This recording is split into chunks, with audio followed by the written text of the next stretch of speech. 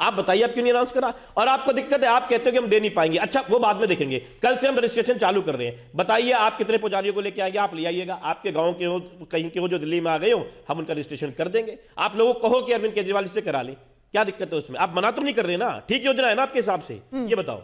ठीक है राजेश जी, जब आप कल पुजारियों कल से आप पुजारियों का रजिस्ट्रेशन शुरू कर रहे हैं, बिल्कुल कीजिएगा। बट एक शख्स हैं, वो कह रहे हैं कि हम 10 महीने से चक्कर लगा रहे हैं सेक्रेटेरिएट के।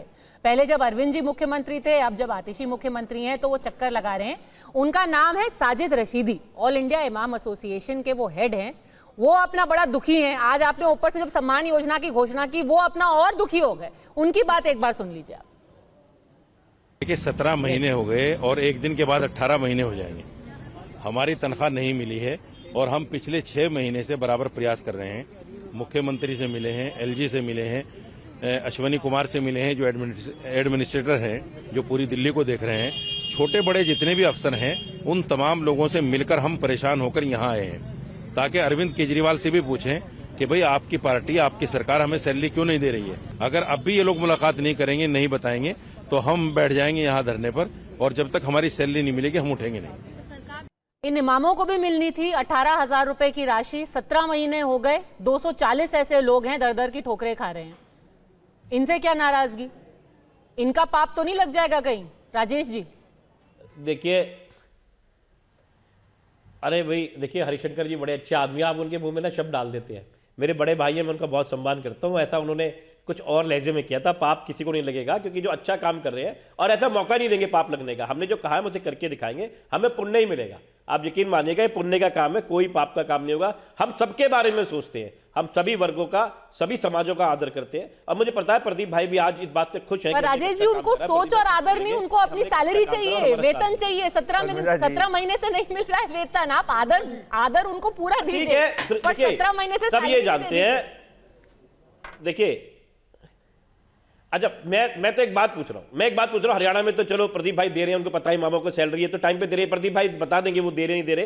हो सकता है हमसे कुछ डिले हुआ, क्योंकि अरविंद केजरीवाल जी जेल में थे, कुछ चीजें ऊपर नीचे हुई, लेकिन प्रदीप भाई तो दे रहे हैं ना महाराष्ट्र में, और वहां थोड़ी की मनाही थोड़ी है। प्रदीप भाई दे रहे हैं ना। आप, मैं जवाब दे दूं पद्मजा जी? हाँ दीजिए। मैं कह रहा हूं राजेश भाई, मैं आपसे सीधा पूछ रहा हूं भाई, हम तो हरियाणा में भी दे रहे हैं, हम तो महाराष्ट्र के अंदर भी दे रहे हैं, पर आपने 3 सालों में पंजाब में एक भी महिला के खाते में 1 रुपए नहीं डाला है। हमने तो महाराष्ट्र में भी डाला, मध्य प्रदेश के अंदर भी डाला है, हमने हरियाणा में भी डाला है। तो जहां हमारी सरकार, जहां हमने वादा किया, हम तो डिलीवर कर रहे हैं। आप झूठ क्यों बोल रहे हैं? आप एक महिला का नाम बता दीजिए जिसके खाते में पैसे डाले। आप मौलवियों की सैलरी नहीं दे रहे, और झूठ बोलना पाप होता है। आपने सिर्फ 50 करोड़ का अपना शीर्ष महल बनाया है और सिर्फ भ्रष्टाचार किया। आप एक महिला का नाम बता दीजिए, मैं आपके लिए ताली बजा दूंगा, जिसको आपने पंजाब में अपने खाते में पैसा डाला है।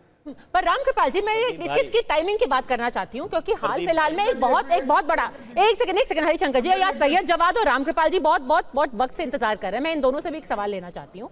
रामकृपाल जी, ये टाइमिंग क्या है? जैसे कहते हैं क्रोनोलॉजी इसमें ये है कि पिछले 1 महीने से ये वोटर लिस्ट का मुद्दा बहुत गरमाया हुआ था। बार बार ये कहा जा रहा था कि यहाँ पे बांग्लादेशी रोहिंग्याओं को बसाया गया है। कल ही की बात कर लीजिए, 7 बांग्लादेशियों को दिल्ली पुलिस ने चिन्हित करके उनको डिपोर्ट कर दिया।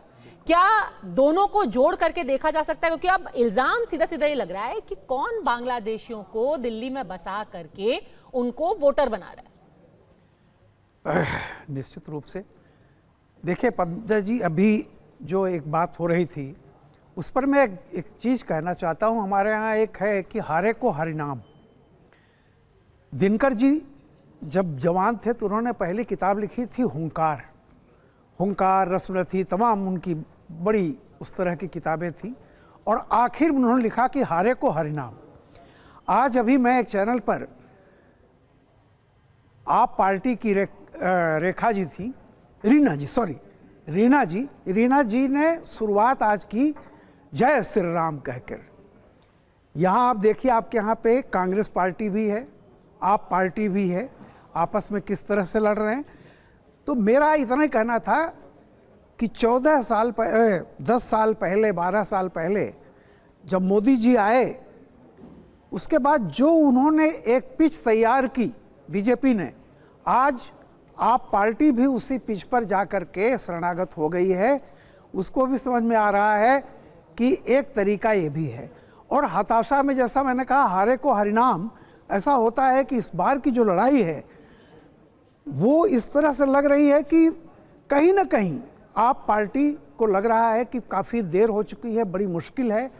तो ये जो तमाम प्रयास, महिला सम्मान योजना, उसके बाद आज जिस तरह से पुजारियों किया जा रहा है, मैं उन बातों को दोहराना नहीं चाहता कि 17 महीने हो गए रास्ते, वो जो अभी कह रहे थे बिल्कुल सही है, 17 महीने से तो वेतन नहीं दिया गया। और ये जो घोषणाएं इस तरह की जा रही हैं, तो ये सब केवल मेरा ये कहना है कि ओवरऑल आज कोई भी कुछ भी कह ले, एक तो इंडिया अलायंस कहीं नहीं दिखाई पड़ रहा है अपने आप में। पर रामकृपाल जी, ये कहना सही होगा कि सिर्फ चुनाव की वजह से ही भगवान को याद कर रहे हैं? मेरे को तो याद है 2022 में दिवाली से ठीक पहले अरविंद जी ने कहा था कि गांधी जी की जगह लक्ष्मी गणेश हमारे नोटों पे होने चाहिए। नहीं, वो तो बड़े टाइम से याद करते आ रहे हैं। हनुमान मंदिर तो वो उस वक्त से जा रहे हैं जब इंडिया अगेंस्ट करप्शन के वो हिस्सेदार थे। जी आप ध्यान रखिएगा, जब चुनाव, उसके पहले एक चुनाव में इन्होंने हनुमान चालीसा पढ़ा था, एक होटल में किसी का प्रोग्राम था वहाँ पे बाकायदा। तो मैं ये केवल कह रहा हूँ कि अचानक 10 वर्ष हो गए जब आप जब आप मौलानाओं को दे रहे थे तब भी आपके दिमाग में नहीं था पुजारी भी होते हैं। 10 वर्ष लग गए इस चीज को। तो देखिए, ये कहना, ये सारा का सारा वोट की राजनीति के लिए हो रहा है। अच्छा, वापस घूम के वोट की राजनीति पे आ रहे हैं। रोहिंग्या वाले पर मैं कहना चाह रहा हूँ। हाँ, रोहिंग्या मुद्दे। आप ये देखिए कि आज, मैं सही गलत नहीं, एक मकान है जिसकी संख्या है 0, उसमें 141 वोटर उस मकान पर जिसकी संख्या 0 है, ऐसा कहा गया, आरोप लगाया गया और बाकायदा दिखाया गया। अब आप ये सोच लीजिए कि कितने फर्जी मतदाता यहाँ पर होंगे। और ये जो कहा जा रहा है कि सही नाम कटवा करके किसी अगर वोटर जेन्युइन है तो उसका आसान नहीं होता उसका नाम कटवाना। ठीक है, आप नाम बढ़वा सकते हैं। और ये जो फर्जिफिकेशन हुआ है, उस पर जो एक मुहिम चल रही है कि इनको बिल्कुल हटाया जाए, उसका भी एक काउंटर जो हो रहा है। अभी केजरीवाल जी ने कहा है कि मैं मंगलवार को जाऊंगा कनॉट प्लेस के हनुमान मंदिर में और वहां खुद पुजारियों का रजिस्ट्रेशन करूंगा। और इसके आप ये बताइए, ये बहुत आपत्तिजनक है। जब तक सरकार की कोई घोषणा नहीं होती तब तक किसी से भी आप ये कह के पैसा दे करके उसका रजिस्ट्रेशन कैसे करेंगे? ठीक है।